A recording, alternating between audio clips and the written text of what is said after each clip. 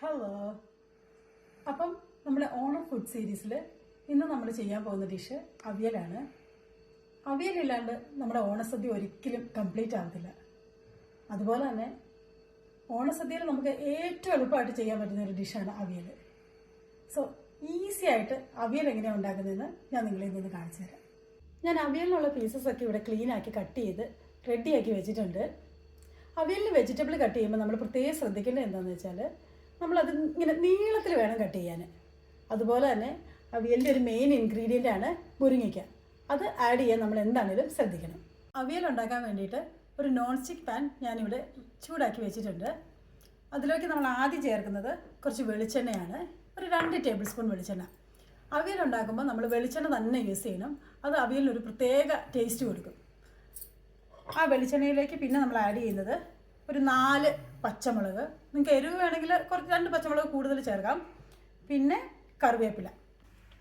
പിന്നെ ഞാൻ ആ പാനിലേക്ക് നമ്മൾ കട്ട് ചെയ്ത് വെച്ചിരുന്ന വെജിറ്റബിളും കുറച്ച് മഞ്ഞൾപ്പൊടിയും ആവശ്യത്തിന് ഉപ്പും 1 ഗ്ലാസ് വെള്ളവും കൂടി ആഡ് ചെയ്തിട്ട് നന്നായിട്ടൊന്ന് ഇളക്കണം. നന്നായിട്ട് ഇളക്കി ആ മഞ്ഞൾപ്പൊടിയും ഉപ്പുമൊക്കെ എല്ലാ വെജിറ്റബിളിലും പിടിക്കുന്ന പോലെ ഒന്ന് ഇളക്കി കഴിയുമ്പോൾ നമ്മളൊരു 10-15 മിനിറ്റ് ഇതൊന്ന് മൂടി വെച്ച് വേവിക്കണം. ഈ വെജിറ്റബിൾ വേവുന്ന സമയം കൊണ്ട് നമുക്ക് അവിയലിലേക്കുള്ള ഒരു ചെറിയൊരു അരപ്പ് തയ്യാറാക്കി എടുക്കണം. അതിന് വേണ്ടിയിട്ട് ഞാനിവിടെ എടുത്തിരിക്കുന്ന ഇൻഗ്രീഡിയൻസ് എന്ന് പറഞ്ഞാൽ കുറച്ച് ചെറിയ ജീരകം, മറ്റേ പെരിഞ്ജീരകം എടുക്കല്ലോ കേട്ടോ, ഈ ചെറിയ ജീരകമില്ലേ, നല്ല ജീരകം എന്ന് പറയുന്നത് അത്, ഒരു മുളക്, പിന്നെ കുറച്ച് ചെറിയ ഉള്ളിയും ഒരു കറിവേപ്പിലയുടെ, പിന്നെ കുറച്ച് തേങ്ങ, ഒരു കപ്പ് തേങ്ങ ഇവിടെ എടുത്തിട്ടുണ്ട്. ഇതെല്ലാം കൂടെ നമ്മളൊന്ന് ശരിക്കും മിക്സ് ചെയ്ത് എടുക്കണം. നമ്മുടെ വെജിറ്റബിൾ റെഡി ആയിട്ടുണ്ട്. 15 മിനിറ്റ് വേവിച്ച് കഴിഞ്ഞിട്ട് ഇതുപോലെ കുറച്ച് വെള്ളം വേണം അതിൻ്റെ അകത്ത്. വെള്ളം ഫുള്ള് വറ്റിച്ചെടുക്കണ്ട. നമ്മളത് കഴിഞ്ഞിട്ട് ആ വെജിറ്റബിളിലേക്ക് നമ്മൾ റെഡിയാക്കി വെച്ചിരിക്കുന്ന അരപ്പ് അങ്ങോട്ട് ഇടുവാണ്.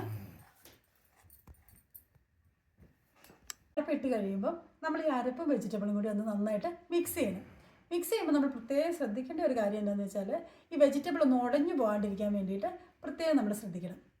അത് കഴിയുമ്പം ഇത് നമ്മളൊന്ന് അടുപ്പേ വെച്ചിട്ട് ഒരു 1-2 മിനിറ്റ് ആ അരപ്പിൻ്റെ ആ പച്ചച്ചൊവ ഒന്ന് മാറാൻ വേണ്ടിയിട്ട് ഒരു 1-2 മിനിറ്റ് നമ്മൾ ഒന്നുകൂടി ഒന്ന് ചൂടാക്കി എടുക്കുവാണേ. അങ്ങനെ നമ്മുടെ അവിയലിൻ്റെ ഫൈനൽ സ്റ്റെപ്പിലേക്ക് എത്തിയിരിക്കുകയാണ്. ലാസ്റ്റായിട്ട് നമ്മൾ ഈ അവിയലിൽ ചേർക്കാൻ പോകുന്നത് ഒരു 1/2 കപ്പ് തൈര്,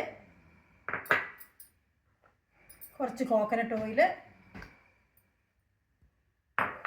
അതുപോലെ തന്നെ കുറച്ച് കറിവേപ്പില. നന്നായിട്ട് ഒന്നുകൂടെ ഒന്ന് ലാസ്റ്റ് മിക്സ് ചെയ്ത് കഴിയുമ്പോൾ നമ്മുടെ അവിയൽ റെഡിയായി.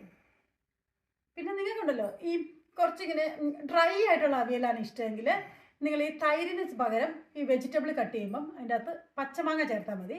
ഈ തൈരിൻ്റെ ഒരു സ്റ്റെപ്പ് നിങ്ങൾക്ക് അവോയ്ഡ് ചെയ്യാം. അതുപോലെ തന്നെ ഈ ലാസ്റ്റ് ആഡ് ചെയ്ത വെളിച്ചെണ്ണയും കറിവേപ്പിലയും നിങ്ങൾ മസ്റ്റായിട്ട് ചേർക്കണം. ബിക്കോസ് ഈ അവിയലിൻ്റെ മെയിൻ ടേസ്റ്റ് എന്ന് പറയുന്നത് ഈ വെളിച്ചെണ്ണയുടെയും ആ കറിവേപ്പിലയുടെയും ടേസ്റ്റാണ്. നമ്മുടെ അവിയൽ റെഡിയായി. എത്ര സിമ്പിളായിട്ടാണ് നമ്മൾ അവിയൽ ഉണ്ടാക്കിയത്. ഇനി ഇപ്രാവശ്യത്തെ ഓണത്തിന് അവിയൽ ഉണ്ടാക്കാൻ അറിയാൻ മേലെന്ന് പറഞ്ഞിട്ട് ആരും അവിയൽ ഉണ്ടാക്കാതിരിക്കരുത്. ഈ റെസിപ്പി നോക്കി നിങ്ങളെല്ലാവരും അവിയൽ ഉണ്ടാക്കണം. Okay, thank you. അപ്പോൾ എല്ലാവർക്കും happy Onam. Thanks for watching.